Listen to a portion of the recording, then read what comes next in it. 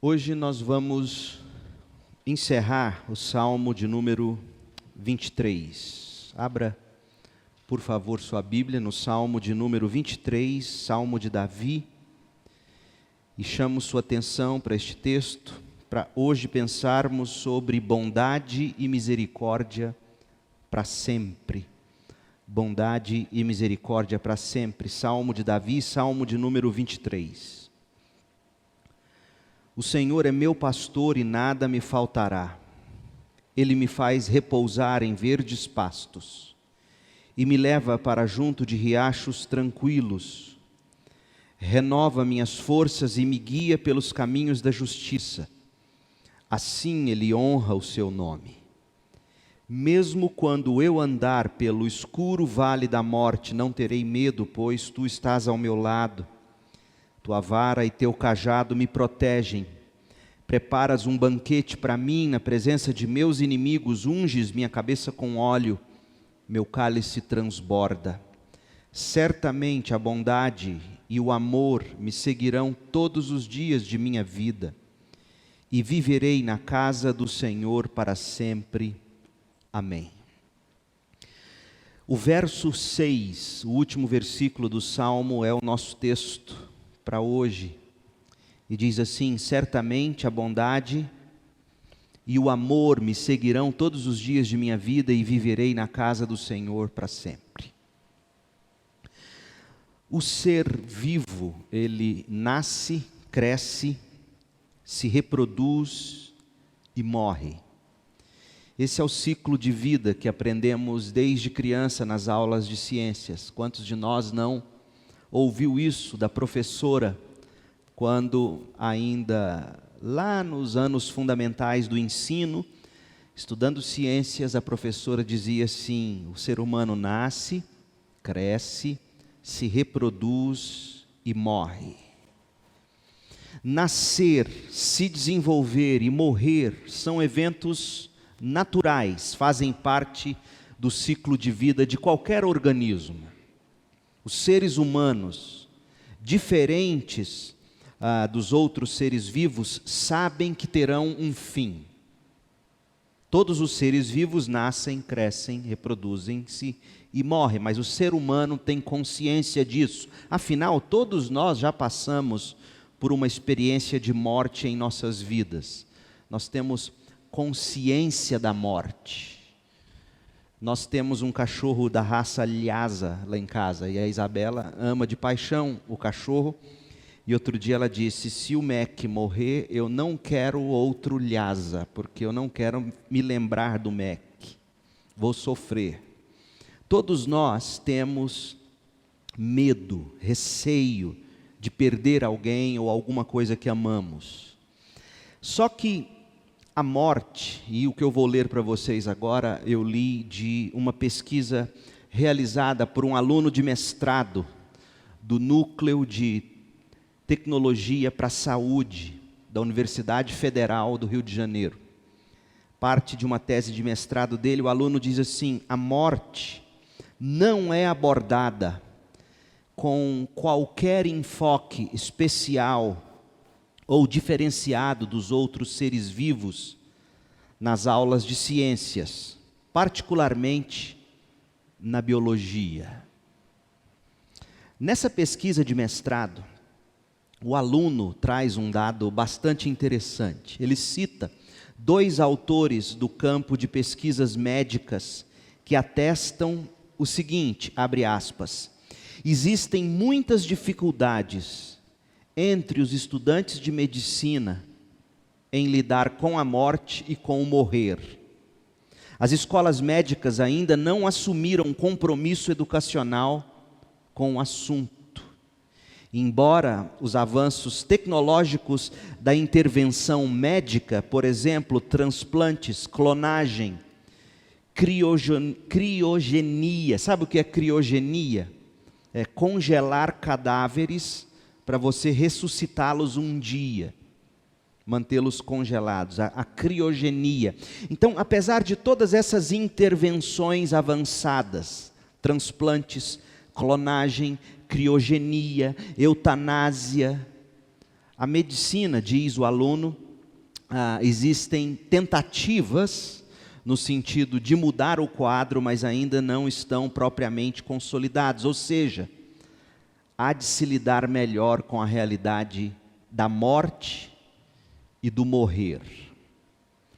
E o autor desta tese de mestrado, ele diz que a morte hoje é vista de uma maneira diferente do passado.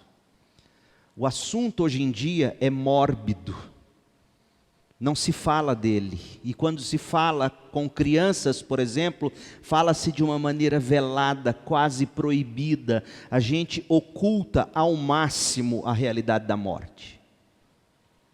E o autor desta referida tese de mestrado afirma o seguinte: a aversão dos adultos de hoje, diferente dos adultos do passado, em transmitir às crianças, e olha o que ele diz, os fatos biológicos da morte, ou seja, os aspectos físicos de decomposição do corpo e finitude orgânica, é apenas uma das peculiaridades da nossa civilização.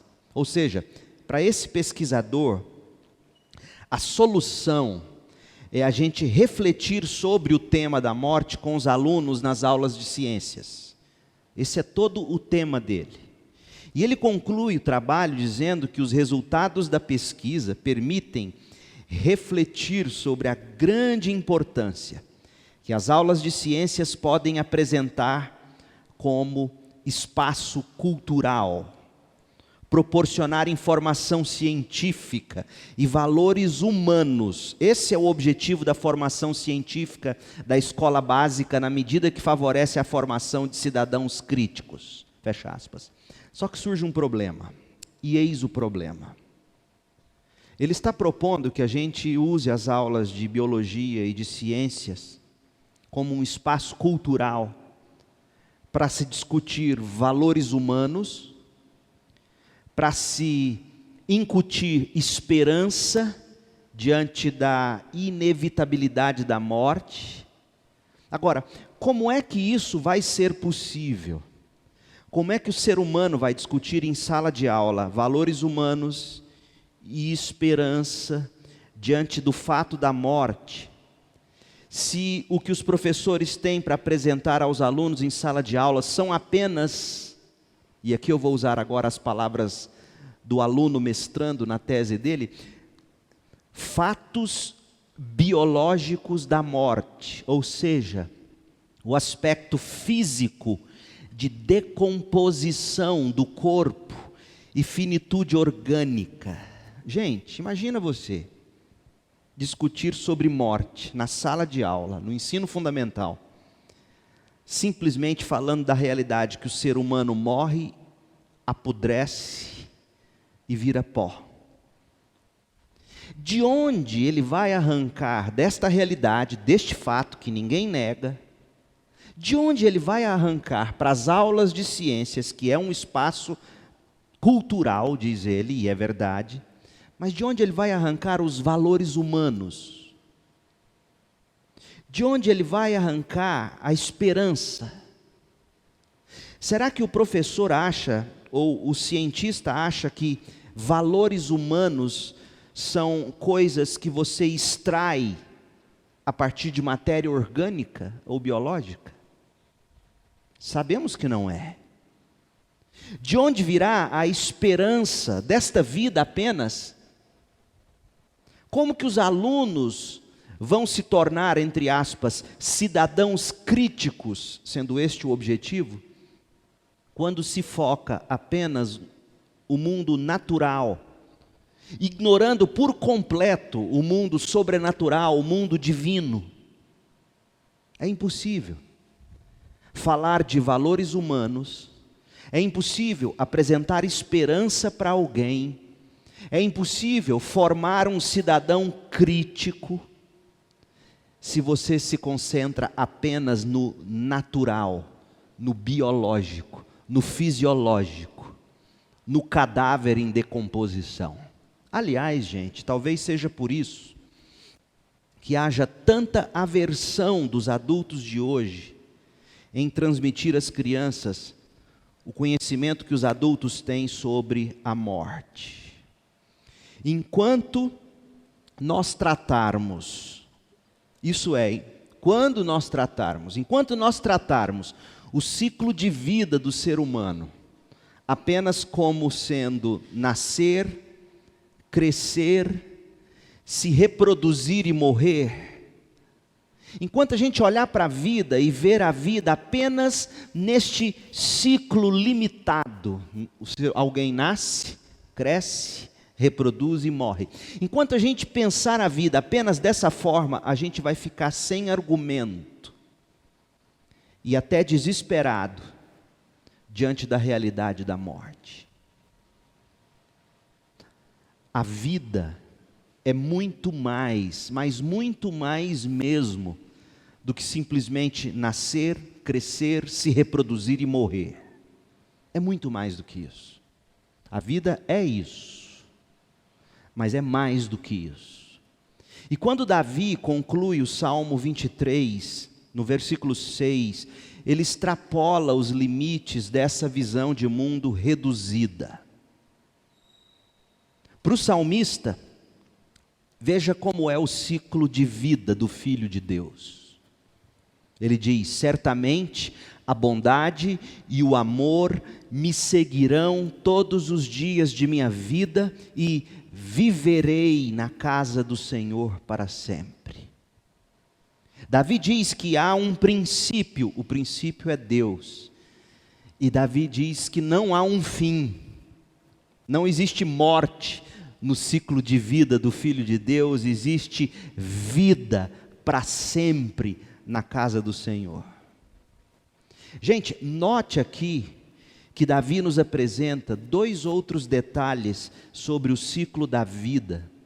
Detalhes esses que são desprezados pelo homem moderno. Aliás, se você se considera moderno e se você quer ser uma pessoa moderna sem ser criticada no mundo acadêmico e científico, duas coisas você precisa principalmente ignorar.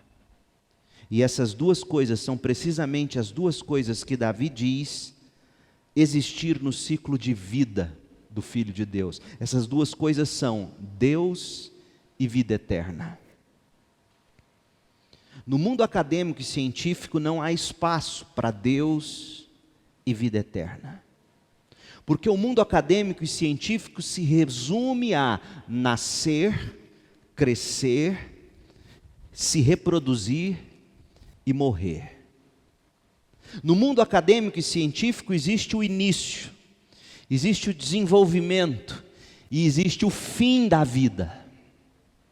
Só que de acordo com a Bíblia, a vida não se resume à procriação e à evolução da espécie.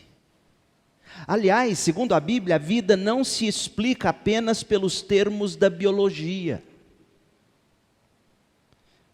Quando se tenta explicar a vida apenas pelos termos da biologia, você cria o que alguns pensadores chamam de reducionismo. O que é um reducionismo? É você reduzir uma realidade. A realidade é muito maior, é muito mais ampla, quase até infinita de se ver, mas você reduz essa realidade. Isso é o reducionismo. Reducionismo científico. Quando você reduz a vida a essa ideia, entre aspas, acadêmica e científica. Então, esse reducionismo científico, contrário do que se busca obter, sabe o que ele faz? Ele desumaniza o ser humano. Transforma o ser humano num animal como qualquer outro, que nasce, cresce, se reproduz e morre a fim de manter a espécie ou de fazê-la evoluir. Por isso que nas aulas de biologia, para o espanto daquele aluno de mestrado, que citei a tese dele, para o espanto dele sobre suas pesquisas para as aulas de medicina, por isso que quando se trata da morte em termos de ser humano, ela é tratada da mesma forma como a morte de qualquer outro ser vivo. Porque no mundo dito acadêmico e científico, infelizmente, ignora-se Deus e vida eterna. O ser humano é tratado como um animal. E veja o que é pior. Um animal que, por ser diferente de todos os outros animais, por ser um animal racional, ou seja, que tem consciência de si mesmo, que tem consciência da dor, de angústias, de alegrias, de tristezas, que tem consciência de algo transcendente até a essa vida. O ser humano, por ser racional, sabe o que acontece com ele? Quando ele enxerga a vida apenas dessa forma acadêmica e científica, nascer, crescer, se reproduzir, morrer, ele entra em desespero quando ele descobre a morte, quando ele dá de cara com a morte. Hoje, concluindo o nosso estudo do Salmo 23, eu quero apresentar para vocês esses dois outros elementos que são indispensáveis para o ciclo da vida, que a gente encontra aqui no versículo 6, Deus e vida eterna. Deus e vida eterna. Onde nós vemos Deus no versículo 6 do Salmo? Seja franco e seja honesto. Davi cita o pastor aí? Ele não cita, já que o Salmo é o Salmo do pastor. Não cita explicitamente. Davi não cita o nome de Deus explicitamente, mas Davi cita dois substantivos. Ele fala assim: certamente a bondade e a misericórdia, ou a bondade e o amor, me seguirão todos os dias de minha vida. Deus é bondade e amor. Mas antes de falarmos disso, deixa eu apresentar para vocês um fato sobre como que os seres humanos veem a vida. A juventude chega um sábado à tarde, uma sexta-feira à noite, e não só jovens, adultos, quando não tem muito o que fazer e querem descansar, você opta e fala assim: eu vou para um cinema, vou assistir um filme. Aí você compra o ingresso, senta diante daquela tela maravilhosa, aquele sistema de som impecável, você assiste aquela mega produção, óculos 3D, você se encanta e diz: que coisa bela. E você nem sequer dá conta, tantas vezes, que as mensagens que são comunicadas através desses filmes são poderosíssimas. E todas elas, em todo e qualquer filme, novela, livro, peça de teatro, apresentação musical, etc. Toda forma de arte comunica uma mensagem. Toda forma de arte comunica uma mensagem. E uma das mensagens mais comunicadas recentemente através do cinema é a mensagem de uma vida que se resume a nascer, crescer, se reproduzir e morrer. E lembra que eu disse para vocês que quando o ser humano, por ser racional, quando ele se depara com essa única possibilidade de existência, que é nascer, crescer, se reproduzir e morrer, ele entra em desespero. Porque quando você nasce, cresce, e dá à luz ao seu primeiro filho, você começa a amar tanto aquela pequena criatura, que quando você imagina a possibilidade de um dia ter que perdê-lo, ou se separar dele ou dela pela morte, você entra em angústia. É ou não é verdade? E hoje, no sepultamento que fui, ouvindo aquela mãe desesperada por estar enterrando um filho que morreu de overdose de cocaína, quando uma pessoa abraça ela e tenta consolá-la e diz assim: não fica assim não, a senhora vai vê-lo de novo um dia. Ela gritava e dizia: não vou vê-lo, não vou vê-lo. No céu nós não vamos nos conhecer, no céu nós todos seremos como anjos. E eu fiquei pensando: meu Deus, essa visão de mundo está fazendo essa mulher sofrer ainda mais. Então, você vive num mundo onde as pessoas não sabem explicar a morte, não entendem a razão de ser. Elas imaginam que viver é só isso, então já que eu nasço, cresço, reproduzo, tenho que sustentar a cria que eu reproduzi, então eu vou trabalhar, e o trabalho é cansativo, então eu preciso de lazer, e aí eu compro um pacote de viagens, e aí eu decoro a minha casa, e quando você pensa na vida só nesses termos, você começa a se desesperar. E aí você vai no cinema. E lá no cinema você senta e vai assistir um filme, por exemplo, de um dos grandes cineastas do nosso tempo, o Woody Allen. Woody Allen é famoso pelos filmes dele com tramas de uma filosofia chamada existencialista, que é a filosofia desse nosso tempo, a filosofia do desespero. Do desespero porque se a vida é só nascer, crescer, reproduzir e morrer, olha a conclusão dele numa determinada obra dele. Olha o que o Woody Allen disse. Seus filmes são campeões de bilheteria. Ele é um homem extremamente inteligente. Hoje ele está com 81 anos, mora em Nova York. Olha o que ele diz. Abre aspas. Mais do que em qualquer outra época, a humanidade está numa encruzilhada. E olha a encruzilhada. Um caminho leva ao desespero absoluto. O outro caminho leva à total extinção. Aí olha o que ele diz: vamos rezar para que tenhamos a sabedoria de saber escolher. Gente, sabedoria para escolher entre dois caminhos. Primeiro, desespero absoluto. Segundo, extinção total. Quem em sã consciência escolheria o desespero absoluto? Quem em sã consciência escolheria a extinção? Apenas quem imagina que é melhor se extinguir, parar de existir, do que viver para viver em desespero. E aí surge o que a gente está vendo acontecer o tempo todo hoje na internet. Baleia azul, suicídio, êxtase com drogas, álcool, rock and roll, perversão sexual, drogas, overdose, consumismo. Por quê? Porque é melhor viver entorpecido até chegar ao fim da vida e morrer e parar de existir, do que continuar vivendo no meio desse desespero que se tornou a existência.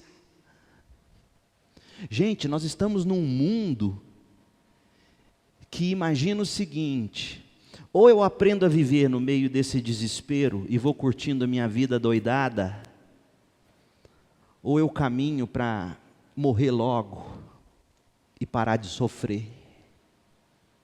Por isso que às vezes quando você vai num velório, as pessoas não têm o que dizer, não sabem o que dizer, porque a morte é dolorosa demais, e a única coisa que a gente acaba tendo que dizer, ou ouvindo os outros dizerem é: foi melhor assim, descansou.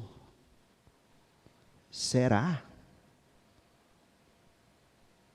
Porque a vida não termina com a morte. Então, como viver quando existir é desesperador? Como viver se a única certeza é que todos nós estamos caminhando para um mundo que fica cada vez pior? Como viver quando as pessoas imaginam que ser extinto, parar de existir de repente, é o melhor? Gente, isso é um desespero. Então não é à toa que enquanto nessa era em que a gente vive, as pessoas existem apenas para cumprir o ciclo da vida, nascer, crescer, se reproduzir, morrer. Não é à toa que elas, quando não aguentam mais encontrar alívio na perversão sexual, não aguentam mais encontrar alívio no entorpecimento com as drogas, com o álcool, com o consumo, com o prazer carnal, quando elas não encontram mais prazer nas coisas todas que elas testaram na vida, elas tiram sua própria vida em desespero. Sabe por quê, gente? Porque o ser humano precisa acordar para o fato de que existir é muito mais do que nascer, crescer, se reproduzir e morrer. Existe uma certeza na vida. A vida não é um lugar de incertezas como o mundo aí fora diz. Nós não estamos numa encruzilhada entre viver cada vez mais no desespero ou a extinção, ou dar um fim na vida. Não, não. Nós temos uma certeza. E a certeza é: Deus é pelo seu povo. Davi diz isso, Salmo 23, verso 6. Certamente, veja bem, certamente, com toda certeza, a bondade e o amor me seguirão todos os dias de minha vida. A bondade e o amor de Deus nos seguirão todos os dias de nossas vidas, em todo e qualquer momento. Essa é a certeza que se pode ter. Existir, segundo diz Davi, é ser seguido por alguém. É ser, na verdade, o verbo seguir, me seguirão todos os dias. Você pode sublinhar esse verbo e escrever assim: caçado, perseguido, porque o verbo hebraico é esse, é forte, da ideia de que Deus corre atrás dos seus filhos como um cão de caça corre atrás da caça, persegue a caça, segue a caça. Davi diz: há uma certeza sobre a existência. Deus não larga do nosso pé. A gente até pode escolher caminhos tortos, mas Deus não abandona seus filhos. Essa é a certeza. Nós somos guiados ou seguidos, nós nunca estamos sós. E quando a gente toma um caminho onde a gente olha para o lado e pensa que não tem ninguém, se a gente olhar um pouquinho para trás, descobriremos que a bondade e o amor de Deus estão sempre no nosso encalço. Viver não é desesperador quando você tem essa consciência. O substantivo bondade e o substantivo amor não existem por si mesmos. O que é bondade? Bondade não é produto da matéria. Bondade não é fruto da energia, nem amor. O dicionário Aurélio define bondade como a qualidade ou o caráter de bom. O amor é o sentimento que predispõe alguém a desejar o bem de outra pessoa. Então, quando Davi diz que está sendo seguido com bondade e com amor todos os dias, ele está dizendo nas entrelinhas que tem alguém que segue ele, alguém que é bom e alguém que ama. E essa pessoa é Deus, o bom pastor, o Senhor Jesus Cristo. Porque se existe sentimento, e aonde há um sentimento, é porque existe por detrás desse sentimento uma pessoa, e no caso aqui é Cristo. As últimas palavras de Jesus antes de subir ao céu, quando ele falou com seus apóstolos, conforme Mateus 28, 20, foi: estou sempre com vocês até o fim dos tempos. Bondade e misericórdia me seguirão todos os dias da minha vida. Segundo Davi, de que maneira o Senhor Jesus estaria ao lado de nós? Nos perseguindo, nos seguindo. Davi diz: com bondade e com misericórdia. O que é bondade?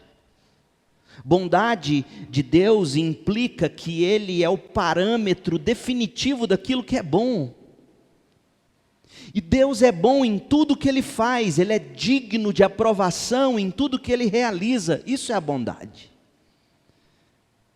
Então, Deus é o único parâmetro de bondade, do que é bom, e ele faz tudo digno de ser aprovado. E amor? Dizer que Deus tem amor como qualidade, quando você diz que alguém ama, o que você está dizendo sobre essa pessoa? Você está dizendo que ela é capaz de te dar tudo, até a própria vida. Quando um pai diz, eu amo você, meu filho, o pai não está dizendo, a mãe não está dizendo apenas, eu te acho engraçadinho, te acho bonitinho, cheirosinho. Quando um pai e uma mãe olham no olho de um filho e diz, eu te amo, ele está dizendo, eu sou capaz de te dar tudo, até a própria vida. Então, é dessa forma que Deus persegue seus filhos, é dessa forma que Ele segue seus filhos. Com bondade, com tudo que é bom, com misericórdia. Algumas traduções traduzem o verbo como misericórdia, ou aliás, o substantivo como misericórdia, outros traduzem como amor. Misericórdia é quando você demonstra bondade para alguém que está aflito, carente de socorro. Então, Deus ama tanto os seus filhos, e de tal maneira Ele ama seus filhos, que Ele se entrega para socorrer seus filhos, para ajudar seus filhos, para redimir seus filhos, para salvar seus filhos que estão angustiados e aflitos. Agora, note comigo o seguinte: Deus é muito mais do que apenas amor e bondade. É ou não é? Deus tem muitas outras qualidades, ou como dizem os teólogos, Deus tem muitos outros atributos. Ele é santo, Ele é infinito, Ele é sábio, Ele é justo, Ele é belo. Tudo isso e muito mais são qualidades de Deus, são atributos de Deus. Agora eu te pergunto, por que dentre todos os atributos, Davi, quando falou que Deus o perseguia todos os dias, Deus o perseguia como bom pastor, na forma de bondade e de amor, por que Davi destacou bondade e amor, bondade e misericórdia? Por quê? Nós, os cristãos, estamos numa jornada a caminho de casa, a casa do Senhor. E nessa estrada, Lutero, quando comenta esse salmo, ele diz assim, veja bem, o diabo nunca para de atormentar os crentes.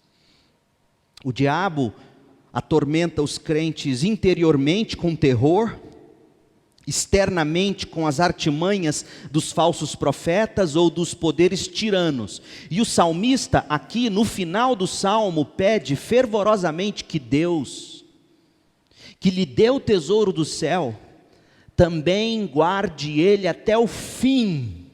Fecha aspas. A caminho de casa, da casa do Senhor, Deus precisa nos guardar dos nossos inimigos. O mundo com todas as suas seduções, a carne ou o coração com a inclinação para o pecado, como eu ouvi de uma mulher hoje, que me disse, pastor, o maior problema que eu enfrento na vida é que eu não consigo amar minha filha. Amar minha filha para mim não é natural. E eu te disse, e quem disse que é natural para nós amar com o tipo de amor que Jesus nos ama? Então, a caminho do céu, a caminho da casa do Senhor, nós precisamos ser guardados de nós mesmos, das nossas inclinações para o mal, para o pecado, guardados das seduções mundanas, guardados das artimanhas do diabo, das setas demoníacas. E de que forma o Senhor nos guarda? Deus nos guarda com bondade e com misericórdia. E olha o que Spurgeon falou sobre isso. Spurgeon diz que, olha que coisa linda, Enquanto a bondade de Deus cuida de prover para as nossas necessidades, a misericórdia de Deus se ocupa de perdoar os nossos pecados. A caminho de casa, nós que somos pecadores, a caminho da presença de Deus no céu, nós que somos pecadores, precisamos ser providos. A bondade de Deus provê para nós. A caminho de casa, enquanto estamos sendo providos generosamente, nós tropeçamos, pecamos e caímos. Nós precisamos ser perdoados. A misericórdia e o amor de Deus cobrem a multidão de pecados. Então por que Davi destaca a bondade e a misericórdia? Porque ele, ao mesmo tempo em que provê, perdoa. Porque quanto mais Ele provê, mais o nosso pecado se evidencia, mais Deus prova que nós não merecíamos coisa alguma, e mais a gente precisa do perdão. E aí o Spurgeon, falando desse versículo lindo, ele diz assim, sobre a bondade e a misericórdia. Ele chama a bondade e a misericórdia de Deus de anjos guardiões gêmeos. Esses anjos guardiões gêmeos, bondade e misericórdia, diz Spurgeon, estão sempre comigo, na minha guarda e na minha retaguarda, à frente de mim e atrás de mim, assim como grandes príncipes ou reis viajam para outros países e não ficam sem vigilância, sem assistência, assim é com o crente. A bondade e a misericórdia seguem ele sempre, todos os dias de sua vida, nos dias nublados e nos dias ensolarados, nos dias de jejum e nos dias de festa, nos dias de tristezas e nos dias de alegria. Nós estamos então, meus irmãos, servidos pela bondade e pela misericórdia de Jesus. E vem a última parte do versículo 6, a casa do Senhor para sempre. Nós estamos de passagem nessa vida.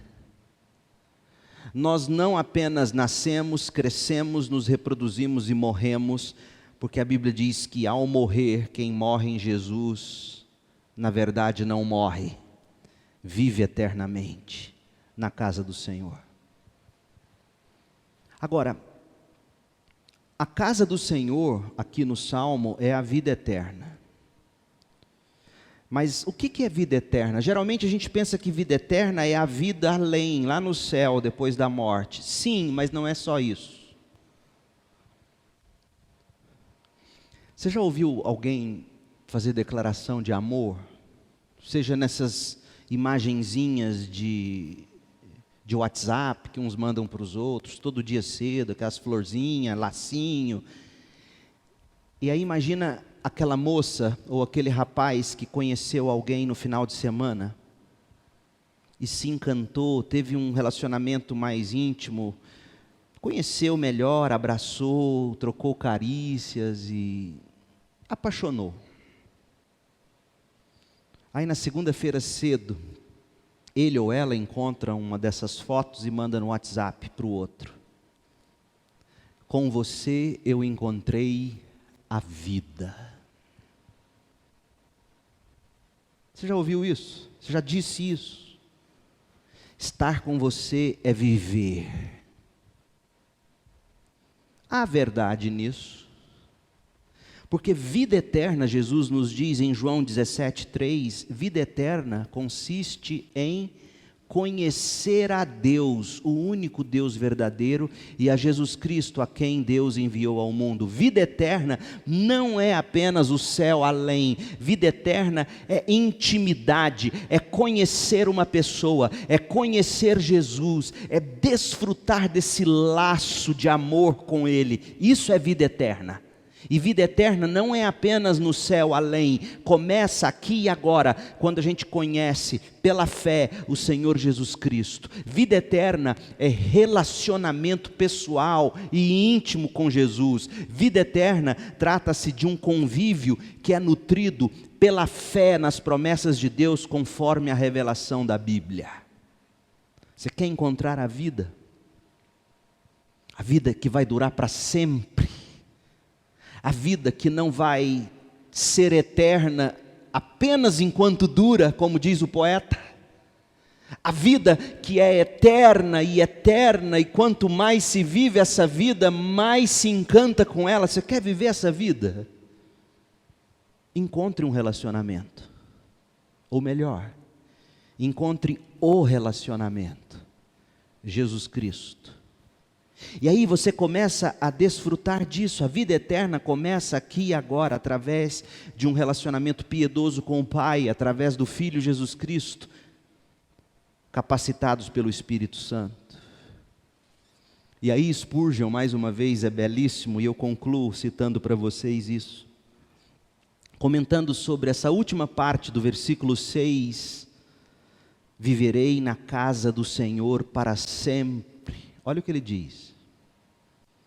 Um escravo ou um peão não permanece na casa do seu senhor ou na fazenda para sempre, certo? Um dia você manda o escravo embora, como nós não trabalhamos mais dessa forma, um dia você manda o peão embora, a empregada embora. Empregados nunca são eternos na casa do patrão. Um escravo não permanece na casa de seu senhor para sempre, mas o filho permanece. Quem não gosta de, depois que os filhos casam, vivem bem, estão bem resolvidos? Não estamos falando dos filhos folgados, não, tá? Mas daqueles filhos bem resolvidos, casados, vivem sua vida. Que pai e que mãe não gostam quando eles voltam para casa, para passar uma temporada? É sempre a casa deles. Então, um escravo não permanece na casa do seu senhor para sempre, mas o filho permanece. E o Spurgeon diz: enquanto eu estou aqui, nesta vida, serei uma criança em casa com meu Deus. O mundo inteiro será a sua casa para mim. E quando eu subir para o quarto no andar de cima, eu não mudarei o meu convívio, nem mesmo o meu endereço. Eu não mudarei de casa. Eu só irei morar no andar superior da casa do Senhor para sempre. Que Deus nos conceda a graça de morar na atmosfera serena deste mais abençoado salmo. Que coisa maravilhosa, gente. Vida eterna começa aqui e agora, quando você nutre um relacionamento pessoal com Jesus. Quando você aprende a se relacionar com Ele, desfrutando da bondade dEle, do amor dEle, todos os dias da sua vida. E aí quando você morre, você só muda de quarto, você passa para o andar de cima, não muda de casa. Gente, certamente que o ser humano nasce, cresce, se reproduz e morre. Mas tem muito mais do que isso. Em Cristo Jesus é possível a gente desfrutar da certeza revelada por Davi. Certamente a bondade e o amor me seguirão todos os dias de minha vida e viverei na casa do Senhor para sempre. Nós não somos guiados pelos fatos do destino. Nós não temos a nossa vida determinada pela genética ou pela sina da cadeia evolutiva, não. Por mais que a vida pareça ser um desespero, e muitas vezes a vida se parece sim com um desespero, por quê? Porque o pecado afetou a nossa vida, o pecado afetou todas as coisas, o pecado nos separou desse relacionamento de vida com Deus, o pecado causou todos os estragos nas nossas relações, na natureza, no nosso corpo, nas nossas emoções, nos nossos relacionamentos, e aparentemente tudo está caótico. E quem olha para a vida só nesses termos e não enxerga a graça de Deus em Jesus, acha que está numa encruzilhada entre o desespero e a extinção. Sem Cristo, a vida não é só sem graça, a vida é desgraçadamente desesperadora. Mas em Cristo tudo pode ser diferente. Gente, o mundo não está entregue ao caos, ao desespero, à extinção. Sabe por quê? Porque nós temos alguém que nos segue. Um Deus bondoso, um Deus misericordioso, um Deus cheio de amor, que oferece a si mesmo para nós na pessoa de Jesus Cristo, que tem o controle da história nas mãos. Então hoje à noite eu te digo o seguinte: confesse o seu pecado de ter tentado viver sozinho e sem Deus, e receba Jesus pela fé. E aí você vai poder dizer como Davi: o meu ciclo de vida é o seguinte: a bondade e o amor de Deus certamente me seguirão todos os dias de minha vida, e viverei, habitarei na casa do Senhor para sempre. Que Deus nos conceda a graça de morar nessa atmosfera serena deste que é um dos mais belos salmos. Feche seus olhos e ore comigo. Deus querido, em nome de Jesus, que o Senhor nos faça ver a vida como o Senhor vê. Ó Deus, muito mais do que nascer, crescer, se reproduzir e morrer, certamente a Tua bondade e o Teu amor nos seguem todos os dias das nossas vidas, e em Cristo viveremos eternamente, para sempre, na casa do Senhor. Ó Deus, que essa visão de mundo, que essa forma de olhar para a vida, traga esperança para todos esses que me ouvem. E que o Senhor incline o coração de cada um de nós para Jesus.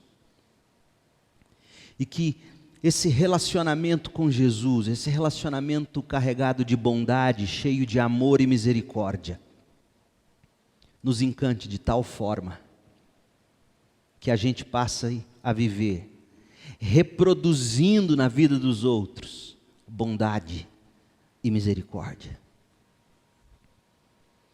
Ó Deus, até porque a boca fala o que o coração está cheio. E se nós nos saciarmos da bondade, do amor do Senhor, o que teremos para repartir será bondade e amor. Faça de nós pessoas assim. Bondade e misericórdia para sempre. Em nome de Jesus. Amém.